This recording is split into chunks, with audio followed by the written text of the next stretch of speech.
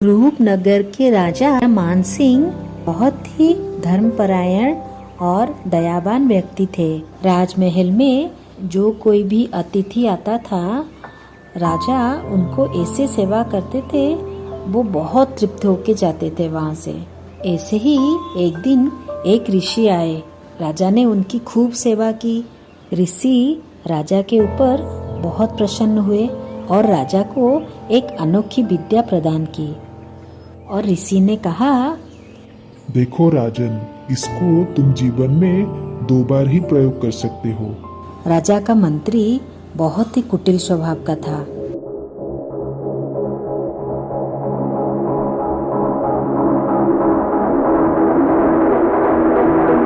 एक बार जंगल में राजा और मंत्री दोनों जा रहे थे।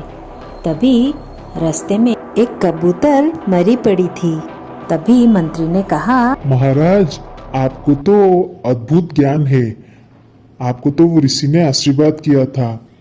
आप क्या इस मरे हुए कबूतर को फिर से जिंदा कर सकते हैं? हाँ हाँ, क्यों नहीं, ये कोई पूछने वाली बात है। अभी देखो मैं कैसे करता हूँ। महाराज जमीन पर लेट गए और राजा उनके प्राण त्याग देते हैं और उनका प्राण जाकर मरे हुए कबूतर के अंदर चला जाता है। मरा हुआ कबूतर फिर से जिंदा होके बैठता है। तभी मंत्री जमीन पर लेट गए।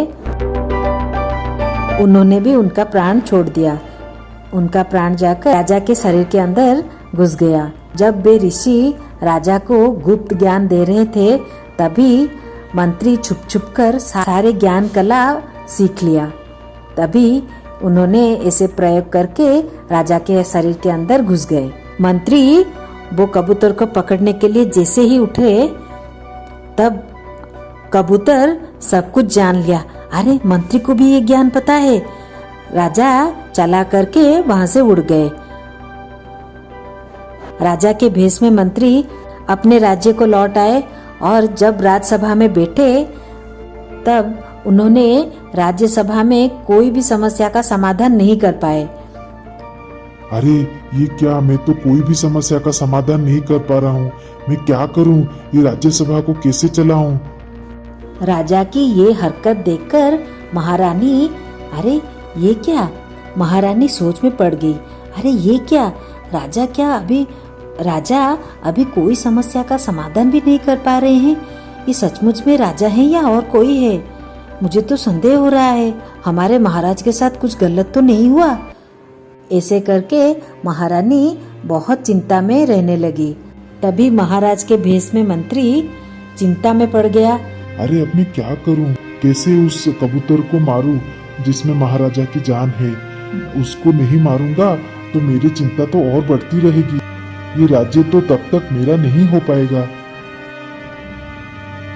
क्या करूं मैं, क्या करूं? मुझे कुछ उपाय भी नहीं सूझ रहा। हाँ, ये ठीक होगा। हाँ, यही ठीक होगा। मैं राज्य में ये घोषणा करता हूँ, जो जितने कबूतर पकड़ के मेरे पास लाएगा, मैं उसको उतने धन धान्य से भर दूंगा। एक कबूतर के लिए 1 सोने का सिक्का। इसी तरह राज्य में सैनिकों ने प्रचार कर दिया। तब से नगर के सारे लोग कबूतर पकड़ने में लग गए। रोज कोई ना कोई आता था। महाराज देखो, मैंने 20 कबूतर पकड़ा है। और कोई आता था, महाराज देखो, मैंने आज 40 कबूतर पकड़ा है। ऐसे करके सब धन लूटते थे। भी नगर की एक महिला, अरे देखो, सब नगर में धनवान बन रहे हैं। ये एक मेरे पति हैं जो घर में खाली सो रहे हैं। अरे उठो अजी, उठो, क्या कर रहे हो? देखो सब कैसे धन लूट रहे हैं। क्या हुआ भगवान, क्यों जगा रहे हो मुझे? अरे देखो, महाराज ने बोला है, जो कोई भी जितना कबूतर पकड़ेगा उसको उतना ही धन मिलेगा। क्या?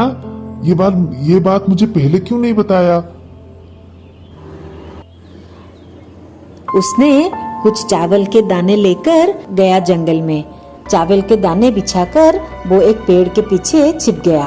तभी एक बड़ा सा कबूतर का झुंड आके चावल के दाने के ऊपर बैठ गए। जैसे ही चावल खाने लगे, सब जाल में आ गए। अरे ये क्या, देखो हमको किसी ने जाल में फंसा लिया है। अभी हम क्या करें, हम सब क्या मर जाएंगे? नहीं नहीं, तुम ऐसे चिंता मत करो, मैं कुछ उपाय देखता हूँ। जैसे ही वो हमारे पास आएगा तब हम सब मरने का नाटक करेंगे। जैसे ही वो 100 कबूतर को बाहर फेंकेगा तब हम सब एक साथ ही उड़ जाएंगे। हाँ हाँ, ऐसे ही करेंगे। और वो आदमी जैसे ही आया, अरे ये क्या, सबके सब कबूतर मरे हुए हैं। हाय हाय रे मेरी किस्मत, ये हरदम मुझे धोखा देता है। मेरी किस्मत में क्या लिखा है।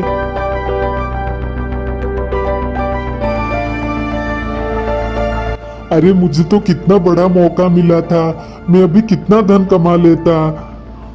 हाय हाय मेरी फटी किस्मत, अभी क्या करूं मैं। ऐसे करके एक एक कबूतर वो जाल से निकाल के फेंकने लगा। जैसे ही 100 कबूतर होने लगी तब अब उसके कमर से दाने का डिब्बा नीचे गिर गया और आवाज हुई। सब कबूतर सोचने लगे कि 100वां कबूतर पूरा हो गया, तो एकदम से सब उड़ के भाग गए।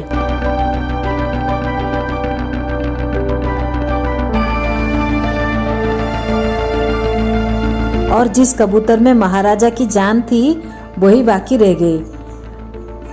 वो आदमी अरे ये क्या, सबके सब कबूतर जिंदा थे और सब एक के साथ उड़ गए। अरे ये क्या, अरे अरे तूने ही सब किया है, तेरी ही ये सब योजना है। ठीक है, अभी मैं तुझे मार के तेरी मांस को मैं खाऊंगा। नहीं नहीं, मुझे तुम मत मारो।